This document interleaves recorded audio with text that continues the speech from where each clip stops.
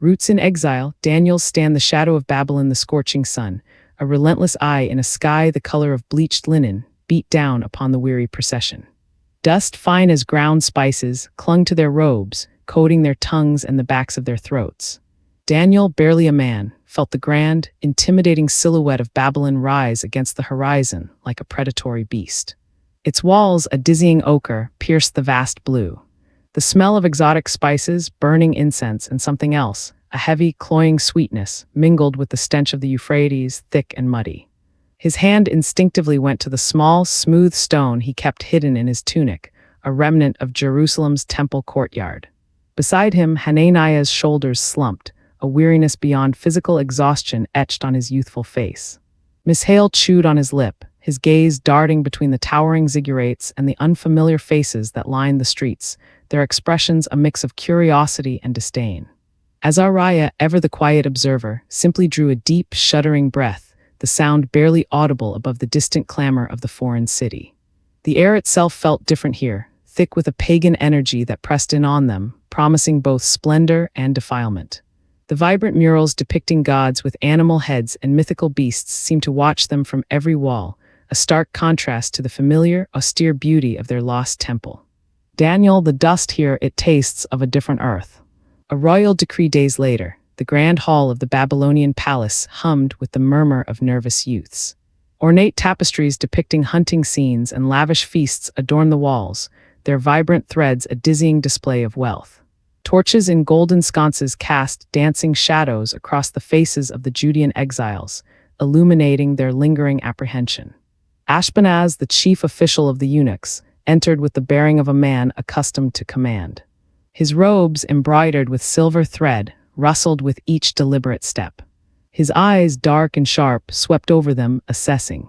He stopped before a polished, obsidian-black table, his fingers resting lightly on its cool surface.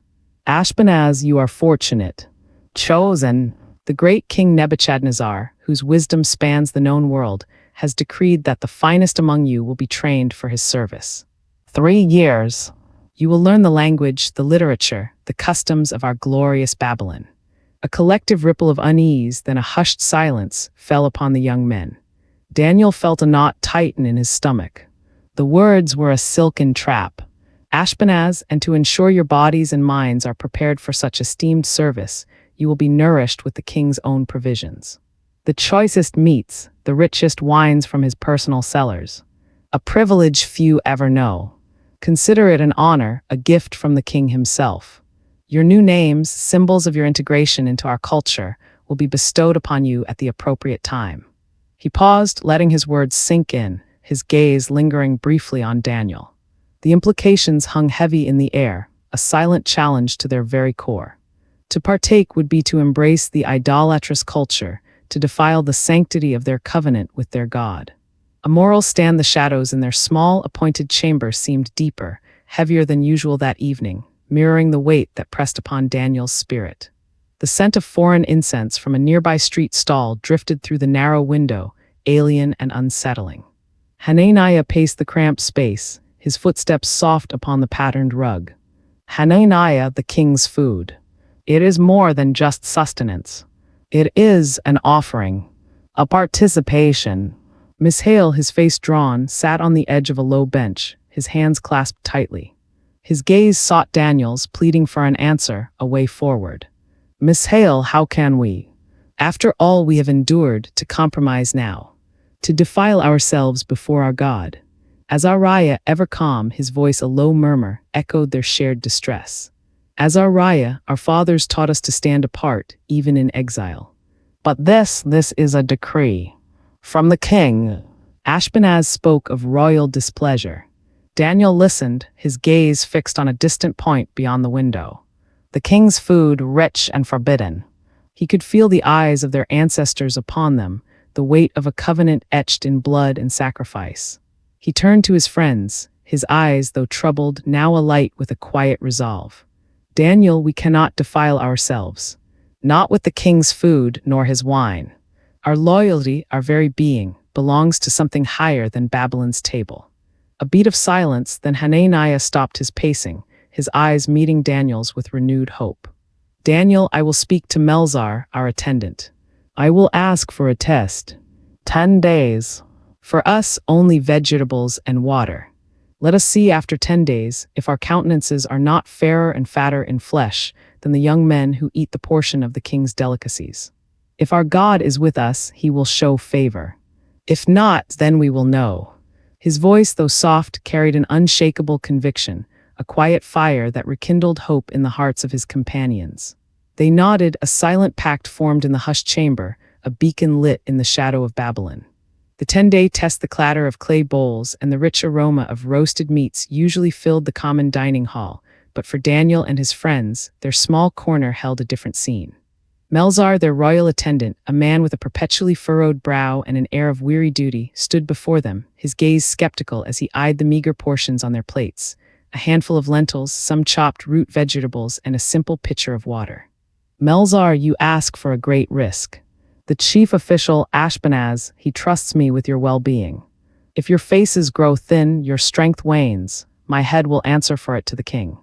Daniel met his gaze with a steady, respectful calm. Daniel, please, Melzar. Test your servants for 10 days. Let us be given only vegetables to eat and water to drink. Then, at the end of that time, compare our appearance with that of the young men who eat the king's food. Judge for yourself based on what you see. Melzar sighed, his shoulders rising and falling. He eyed the other tables where youths, boisterous and flushed with rich fare, laughed and boasted. The contrast was already stark in his mind. But Daniel's quiet persistence, his sincerity, had an unexpected weight. Melzar, 10 days. No more. If you falter, if you weaken, I will not hesitate to give you the royal food. And so the test began. Each sunrise brought a simple meal, each sunset another sip of water. The first few days gnawed at them, a phantom hunger a constant companion, but a deeper resolve fueled their spirits. They spoke little of their hunger, instead sharing verses from their sacred texts, reminding each other of their purpose. Melzar, observing them from a distance, saw not weakness, but a strange, quiet strength. He noticed the clarity in their eyes, the steady calm that didn't diminish, even as other youths grew sluggish after their opulent meals, their faces sometimes blotchy, their eyes dull. The unveiling of truth, the 10th day dawned, crisp and clear, carrying with it the nervous anticipation that had clung to Daniel and his friends like the Babylonian dust. The morning air, usually filled with the sounds of the palace awakening, seemed hushed with expectation. They stood in the designated inspection chamber, a cool, stone room bathed in the soft glow of oil lamps, waiting. Ashpenaz, his expression unreadable, entered, followed by Melzar, whose eyes flickered between the 4 Judeans and the group of other trainees gathered nearby. The other youths, well-fed and robust from the king's provisions, exuded an easy confidence, their faces plump and rosy. Ashpenaz began his inspection with a slow, deliberate pace. He moved through the ranks of the youths, his gaze scrutinizing their build, the sheen of their hair, the clarity of their skin. He paused longest before Daniel and his companions. His keen eyes, usually so quick to find fault, narrowed slightly in surprise. Melzar, stepping forward, his voice a low, almost awestruck murmur, broke the silence. Melzar, sir, you see them now. They have consumed only vegetables and water, as requested, for 10 days. And observe the others, who have partaken of the king's table. Ashpenaz's gaze swept back and forth, comparing. Daniel, Hananiah, Mishael, and Azariah stood tall. Their skin, far from being pallid or gaunt, possessed a healthy, luminous glow. Their eyes were bright and alert, their movements lithe and energetic. There was an undeniable vitality about them that strikingly contrasted with the slight lethargy and occasional paleness visible in some of the other youths, whose rich diets sometimes resulted in a heavier, almost florid complexion. Ashpenaz, this is remarkable. Their appearance, their vigor, it surpasses expectation. It is clear. A wave of astonishment rippled through the onlookers. Melzar nodded, a small, knowing smile finally gracing his lips. The quiet stand of the 4 Judean youths had not merely succeeded, it had triumphed, visible for all to see, a testament to their unwavering faith. Wisdom's ascent years unfurled like the desert scrolls, each one adding another layer to the reputation of the 4 Judean exiles. The 10-day test had been merely the first of many trials, a foundational stone in their burgeoning lives within the opulent, yet morally complex halls of Babylon. The initial skepticism of Ashpenaz had long since morphed into a profound respect, bordering on awe. He watched them one day, seated in a grand chamber, deciphering a particularly intricate cuneiform tablet that had baffled the kingdom's most seasoned scholars. Daniel, his brow furrowed in concentration, traced a line of symbols with a knowing finger. Hananiah, Mishael, and Azariah conferred quietly beside him, their insights sharp, their understanding deep.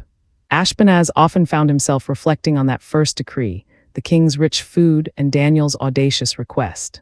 He remembered their vibrant health, their keen minds, which only seemed to sharpen with each passing year, untouched by the moral compromises that often accompanied life at court. Their intellectual prowess was undeniable, their administrative skills exceptional, but it was the profound wisdom, the clarity of judgment that truly set them apart. It was a wisdom that stemmed not from the king's table, but from a deeper, unseen source. Ashpenaz, there is a quality about them, a luminescence of understanding. It is as if their minds hold a light that others lack. He murmured to a junior official who nodded in agreement, his eyes wide with admiration. When the time came for them to stand before King Nebuchadnezzar himself, to offer counsel and interpret dreams, their wisdom shone with an undeniable brilliance. The king found them 10 times more discerning and knowledgeable than all the magicians and enchanters in his entire kingdom. Their steadfast principles, born in the quiet defiance of a king's meal, had not only preserved their integrity, but had elevated them to positions of unparalleled influence, demonstrating that true strength and profound wisdom were indeed gifts of divine favor, rooted deeply in unwavering faith.